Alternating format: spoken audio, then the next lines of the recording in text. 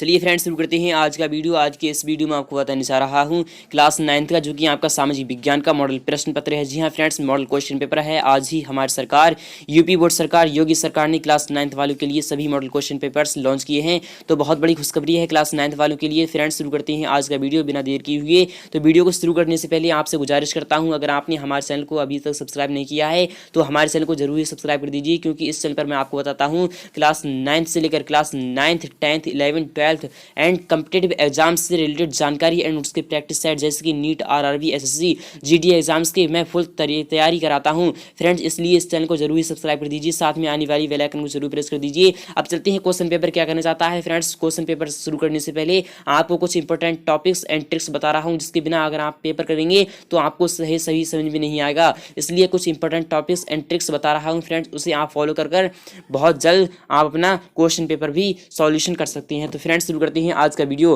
तो वीडियो शुरू करने से पहले फ्रेंड्स मैं आपको टॉपिक्स बता रहा हूं फ्रेंड्स। टॉपिक्स क्या हैं तो इस वीडियो में आपको बताऊंगा कक्षा 9 यानी कि 9th क्लास का विषय सामाजिक विज्ञान का होगा, जो कि आदर्श प्रश्न 2021 का होगा। जी हां फ्रेंड्स, 2021 के लिए आपका मॉडल क्वेश्चन पेपर है कक्षा 9 के लिए, वेरी मोस्ट इंपोर्टेंट है। तो पूर्णांक किसका होगा? पूर्णांक 100 का होगा। जी हां फ्रेंड्स, 100 मार्क्स का आपका यह मॉडल क्वेश्चन पेपर है, जिसमें कि आपको टाइम दिया जाएगा 3 आवर्स। जी हाँ फ्रेंड्स, आपको 3 घंटे के अंदर अंदर आपको अपना क्वेश्चन पेपर फुल सॉल्यूशन करना है। तो विशेष क्या है, यानी कि विशेष आपको जो आपके सामने दी जा रहे हैं कि सभी प्रश्न अनिवार्य हैं। जी हाँ friends, all questions are compulsory. जी हाँ फ्रेंड्स, आपको सभी प्रश्नों के जवाब देना लाजमी है। प्रश्न संख्या 1 यानी कि प्रश्न नंबर 1 आ चुका है आपकी स्क्रीन पर। यही क्या कहना चाहता है कि सही विकल्प चुनिए। जी हाँ फ्रेंड्स, आपके ये सभी मल्टीपल चॉइस क्वेश्चंस होंगे 1 से लेकर 5 तक, यानी कि क्वेश्चन नंबर 1 का आपका का, खा, गा और घा, अढ़ा, ये सभी आपके मल्टीपल चॉइस क्वेश्चंस होंगे फ्रेंड्स। अगर आपने एक क्वेश्चन का जवाब दे दिया तो आपको 1 मार्क्स मिल जाएगा। जी हाँ फ्रेंड्स, यह क्वेश्चन 5 अंक का है फ्रेंड्स। चलते हैं क्वेश्चन नंबर 1 की तरफ। ये रहा आपके सामने क्वेश्चन नंबर का क्या कहना चाहता है कि शोर नापने की इकाई है फ्रेंड्स। शोर नापने की इकाई क्या है, यह तो विज्ञान में भी पूछा जा चुका है और इस बार भी आ सकता है, इसलिए वेरी मोस्ट इंपोर्टेंट है। इसे आप ध्यान में रखिएगा कि शोर नापने की इकाई क्या है, आपको पता होगा। आपके ये सामने ये 4 ऑप्शन दिए जा रहे हैं, इसमें से आप चूज कीजिए कि कौन सा ऑप्शन सही है। अगर आपको इसका सही जवाब पहले से पता है तो हमें कमेंट बॉक्स में जरूर बताइएगा। फिलहाल के इसका सही जवाब मैं आपको बताने जा रहा हूँ कि शोर नापने की इकाई है तो वही है डेसिबल। जी हाँ फ्रेंड्स, डेसिबल है, इसलिए आपका ऑप्शन नंबर 2 यहाँ पर बिल्कुल करेक्ट होगा। अब चलते हैं क्वेश्चन नंबर खा की तरफ। ये रहा आपके सामने क्वेश्चन नंबर खा आ चुका है आपकी स्क्रीन पर कि ब्रह्मपुत्र नदी को तिब्बत में किस नाम से जाना जाता है। Very most important question friends से बार आता है कि ब्रह्मपुत्र नदी को तिब्बत में किस नाम से जाना जाता है। यहाँ पर पूछ रहा है कि ब्रह्मपुत्र नदी को तिब्बत में किस नाम से जाना जाता है, तो वह जाना जाता है सांगपो। जी हाँ फ्रेंड्स, सांगपो नाम से जाना जाता है ब्रह्मपुत्र नदी को तिब्बत में, इसलिए आपका जवाब यहाँ पर होगा ऑप्शन नंबर 4 इज करेक्ट। अब चलते हैं क्वेश्चन नंबर गा की तरफ। ही रहा आपके सामने क्वेश्चन नंबर गा आ चुका है आपकी स्क्रीन पर कि साधारण वर्षा वाला क्षेत्र है फ्रेंड्स। साधारण वर्षा वाला क्षेत्र कौन सा है, आपको अगर पता है तो जरूर बताइएगा। तो फ्रेंड्स, साधारण वर्षा वाला क्षेत्र इनमें से कोई सा भी नहीं है, यानी कि केरल भी नहीं है, गोवा भी नहीं है और असम भी नहीं है। ये इन सभी राज्यों में सभी यानी कि अच्छी तरीके से वर्षा होती है, इसलिए इसका सही जवाब होगा आपका ऑप्शन नंबर 4 यानी कि इनमें से कोई नहीं। जी हाँ फ्रेंड्स, इसमें से कोई नहीं होगा, इसलिए आपका ऑप्शन नंबर 4 यहाँ पर बिल्कुल करेक्ट है। अब चलते हैं क्वेश्चन नंबर घा की तरफ। ही रहा आपके सामने क्वेश्चन नंबर घा आ चुका है आपकी स्क्रीन पर। यह आपके सामने आ चुका है कि काटो और जलाओ का संबंध है। वेरी मोस्ट इंपोर्टेंट है फ्रेंड्स, ये बार आता है कि काटो और जलाओ का संबंध है तो वह है स्थानांतरी कृषि से। जी हाँ फ्रेंड्स, स्थानांतरी कृषि से है, इसलिए आपको क्वेश्चन नंबर 4 यहाँ पर बिल्कुल करेक्ट होगा। अब चलते हैं क्वेश्चन नंबर ला की तरफ। ये रहा आपके सामने क्वेश्चन नंबर ला आ चुका है आपकी स्क्रीन पर। वेरी मोस्ट इंपोर्टेंट है कि मानसून के आने से पूर्व प्रायद्वीपीय पठार में होने वाली वर्षा कहलाती है फ्रेंड्स। कौन सी वर्षा कहलाती है, अगर आपको पता है तो जरूर बताइएगा। तो इसका सही जवाब देख लेते हैं कि पहला क्वेश्चन क्या कहना चाहता है फ्रेंड्स। पहला ऑप्शन कहना चाहता है व्यापारिक वर्षा, यह है बिल्कुल गलत है। तो यह कहना चाहता है आम्रवृष्टि। जी हाँ फ्रेंड्स, इसका सही जवाब होगा आम्रवृष्टि। जी हाँ फ्रेंड्स, आपका सही जवाब होगा आपका क्वेश्चन नंबर 3 इज करेक्ट होगा। अब चलते हैं क्वेश्चन नंबर 2 क्या कहना चाहता है। यह क्वेश्चन है रिक्त स्थान, यानी कि फिल इन द ब्लैंक्स आपको करना है फ्रेंड्स। वेरी मोस्ट इंपोर्टेंट है, बार आता है, इस बार भी आ सकता है आपके एग्जाम में, इसलिए आप बहुत ही ध्यान समझिए। ये क्या कहना चाहता है, वेरी मोस्ट इंपोर्टेंट क्वेश्चन आ चुका है आपकी स्क्रीन पर कि रिक्त स्थान भरिए कि अल्प वर्षा वाले क्षेत्रों में औसत वर्षा सेंटीमीटर वर्षा वार्षिक से कम रहती है। वेरी मोस्ट इंपोर्टेंट है फ्रेंड्स, ये बार आता है, इस बार भी आ सकता है यहाँ पे एग्जाम में कि अल्प वर्षा वाले क्षेत्रों में औसत वर्षा सेंटीमीटर वर्षा से कम रहती है फ्रेंड्स? कितने सेंटीमीटर वार्षिक वर्षा से कम रहती है आपको पता है तो जरूर बताइएगा। फिर फ्रेंड्स मैं इसका सही जवाब फिलहाल के आपको बता रहा हूँ कि अल्प वर्षा वाले क्षेत्रों में औसत वर्षा 50 सेंटीमीटर, जी हाँ फ्रेंड्स 50 सेंटीमीटर होगा। यहाँ पर 50 आ जाएगा, सेंटीमीटर वार्षिक से कम रहती है। जी हाँ फ्रेंड्स यह बिल्कुल सही जवाब होगा। अब चलते हैं क्वेश्चन नंबर सेकंड, ये रहा आपके सामने कि सबसे कम वन राज्य में है फ्रेंड्स? सबसे कम वन किस राज्य में है आपको अगर पता है तो जरूर बताइएगा। तो वह है हरियाणा में। जी हाँ फ्रेंड्स हरियाणा आ जाएगा यहाँ पर।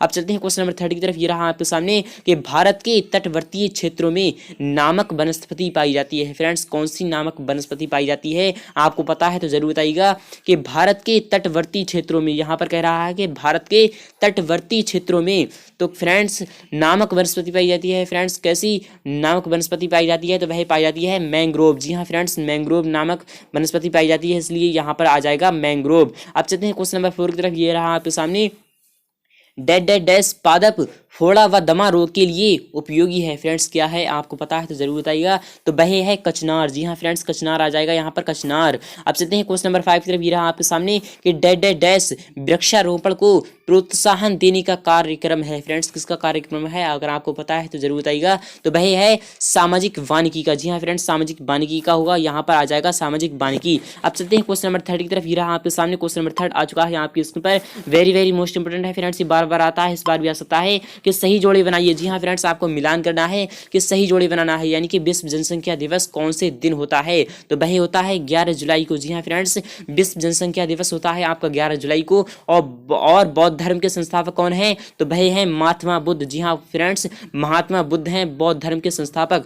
और चंद्रगुप्त के दरबार में राजदूत था, तो वह कौन सा था अगर आपको पता है तो जरूर बताइएगा। फ्रेंड्स मैं आपको बता रहा हूं कि चंद्रगुप्त के दरबार में कौन सा राजदूत, यानी कि चंद्रगुप्त के दरबार में राजदूत था, तो वह था मैगस्थनीज। जी हाँ फ्रेंड्स मैगस्थनीज था, इसलिए आपका यहाँ पर चला जाएगा। और ये क्या कहना चाहता है कि सिकंदर की मृत्यु, जी हाँ फ्रेंड्स सिकंदर की मृत्यु कितने ईसा पूर्व हुई थी? फ्रेंड्स वही हुई थी 332 ईसा पूर्व। जी हाँ फ्रेंड्स यह है बिल्कुल सही जवाब होगा। और नेक्स्ट देख लेते हैं कि विशा खान यानी कि विशाखा दत्त क्या कहना चाहता है? तो विशाखा दत्त कहना चाहता है मुद्रा राक्षस। जी हाँ फ्रेंड्स मुद्रा राक्षस था विशाखा दत्त, इसलिए आपका जवाब हो जाएगा यह बिल्कुल करेक्ट होगा। उम्मीद करता हूँ आपको वीडियो बहुत अच्छा लग रहा होगा। अगर वीडियो अच्छा लग रहा है तो वीडियो को लाइक करना, शेयर करना। अगर आप हमारे चैनल पर नया है तो हमारे चैनल को जरूर सब्सक्राइब कर दीजिए। अगर आपने हमारे model papers Hindi, English, science और मैथ्स के नहीं देखे हैं तो इसी वीडियो की डिस्क्रिप्शन में मैंने उसकी लिंक दे रखी है, आप वहाँ से देख सकते हैं और उन्हें डाउनलोड भी कर सकते हैं। अब चलते हैं क्वेश्चन नंबर 4 की तरफ, ये रहा आपके सामने क्वेश्चन नंबर 4 आ चुका है आपकी स्क्रीन पर। वेरी वेरी मोस्ट इंपोर्टेंट है कि सत्य और असत्य बताना है। जी हाँ फ्रेंड्स करेक्ट और इनकरेक्ट का आपका जवाब देना है कि कौन सा ऑप्शन सही है कौन सा गलत है। तो सत्य और असत्य यहाँ शुरू हो रहे हैं आपके। पहला क्वेश्चन क्या कहना चाहता है कि चोल यानी कि चोल प्रशासन में मंत्री राज्य की सर्वोच्च शक्ति था? आपको अगर पता है तो जरूर बताइएगा। फ्रेंड्स चोल प्रशासन में मंत्री राज्य की सर्वोच्च शक्ति था, यह बिल्कुल इनकरेक्ट है, इसलिए यहाँ पर आ जाएगा असत्य, यानी कि असत्य आएगा यहाँ पर। आप चलते हैं क्वेश्चन नंबर 2 की तरफ, ये रहा आपके सामने कि वैदिक साहित्य का सबसे प्राचीनतम ग्रंथ ऋग्वेद है। इसका सही जवाब क्या है अगर आपको पता है तो जरूर बताइएगा, यानी कि सत्य है या फिर असत्य है। जी हाँ फ्रेंड्स वैदिक साहित्य का प्राचीन यानी सबसे प्राचीनतम ग्रंथ ऋग्वेद है, इसलिए यहाँ पर बिल्कुल करेक्ट होगा, यानी कि यह बिल्कुल सही जवाब है, इसलिए यहाँ पर आ जाएगा सत्य। जी हाँ फ्रेंड्स सत्य आ जाएगा, यानी कि करेक्ट होगा। अब चलते हैं क्वेश्चन नंबर ई की तरफ, ये रहा आपके सामने क्वेश्चन नंबर ई कि अरस्तु ने प्रजातंत्र को मूर्खों का शासन कहा। फ्रेंड्स यह जवाब क्या है? तो यह बिल्कुल इनकरेक्ट है। जी हाँ फ्रेंड्स अरस्तु ने नहीं कहा था, इसलिए यहाँ पर यह बिल्कुल इनकरेक्ट होगा। अब चलते हैं क्वेश्चन नंबर ई की तरफ, ये रहा आपके सामने नागरिकों का प्रतिनिधि चुनने का अधिकार मताधिकार कहलाता है। जी हाँ फ्रेंड्स यह बिल्कुल करेक्ट है, इसलिए आपका यहाँ पर बिल्कुल करेक्ट होगा। अब चलते हैं क्वेश्चन नंबर ओ की तरफ, ये रहा आपके सामने कि तेलुगु देशम पार्टी एक राष्ट्रीय राजनीतिक दल है। जी हाँ फ्रेंड्स यह बिल्कुल इनकरेक्ट है, इसलिए आपका जवाब होगा यहाँ पर इनकरेक्ट, यहाँ पर बिल्कुल रॉन्ग है। अब चलते हैं क्वेश्चन नंबर 5 की तरफ, ये रहा आपके सामने कि एक शब्द में उत्तर दीजिए। जी हाँ दोस्तों आपको एक शब्द में उत्तर लिखना है, यानी कि एक वाक्य में आपको उत्तर लिखना है। प्रश्न संख्या 5 आ चुका है आपके सामने। प्रश्न नंबर 1 क्या कहना चाहता है कि हमें संविधान द्वारा कितने मूलाधिकार प्राप्त हैं। अगर आपको पता है तो जरूर बताइएगा फ्रेंड्स। इसका सही जवाब आपको पहले से पता होगा, तो वही हैं 6। जी हाँ फ्रेंड्स 6 हैं, इसलिए यहाँ पर आ जाएगा 6। क्वेश्चन नंबर 2 आ चुका है आपकी स्क्रीन पर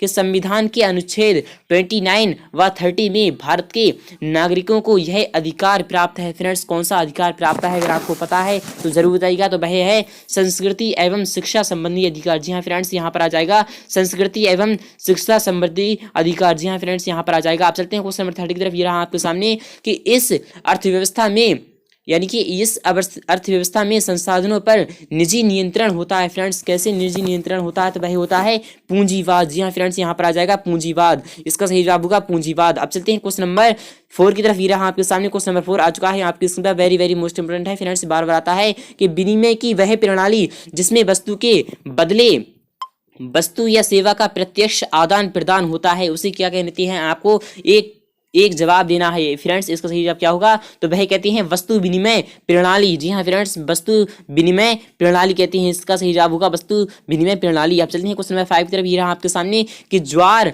बाजरा और मक्का किस अनाज की श्रेणी में आते हैं। आपको पता है तो जरूर बताइएगा कि ज्वार, बाजरा और मक्का किस अनाज की श्रेणी में आती हैं, तो वह आती हैं मोटा अनाज की श्रेणी में। जी हाँ फ्रेंड्स मोटा अनाज है, इसलिए आपका जवाब होगा मोटा अनाज। अब चलते हैं क्वेश्चन नंबर 6 की तरफ। ये रहा आपके सामने क्वेश्चन नंबर 6 आ चुका है आपकी स्क्रीन पर। अगर आपने इसका सही जवाब दे दिया तो आपको 4 अंक मिल जाएंगे फ्रेंड्स। पूर्वी व पश्चिमी तटीय मैदान में अंतर स्पष्ट कीजिए। फ्रेंड्स आपको अंतर स्पष्ट करना है, तो इसका सही जवाब आपको बता रहा हूँ विस्तार से, उससे आप विस्तार से पढ़ते रहिए। और अथवा वाला भी अभी देख लेते हैं फ्रेंड्स। इन दोनों के क्वेश्चन में आपको डायरेक्टली एक ही बार बता दूंगा कि वागर व खादर भूमि में क्या अंतर है, समझाइए। फ्रेंड्स मैं आपको समझा रहा हूँ, उससे आप बहुत ही ध्यान समझना है, उसे ये भी कहना चाहता है। फ्रेंड्स चलते हैं क्वेश्चन नंबर 6 के जवाबों की तरफ। फ्रेंड्स ये रहा आपके सामने क्वेश्चन नंबर 6 का जवाब। तो फ्रेंड्स आ चुका है क्वेश्चन नंबर 6 का, यानी कि उत्तर नंबर 6 यानी कि आंसर नंबर 6 आ चुका है आपकी स्क्रीन पर। कि आप वहां पर कह रहा था कि पूर्वी तटीय मैदान और पश्चिमी तटीय मैदान में अंतर स्पष्ट कीजिए। तो फ्रेंड्स मैंने अंतर स्पष्ट कर दिया है, आपको इसे विस्तार से पढ़ना है।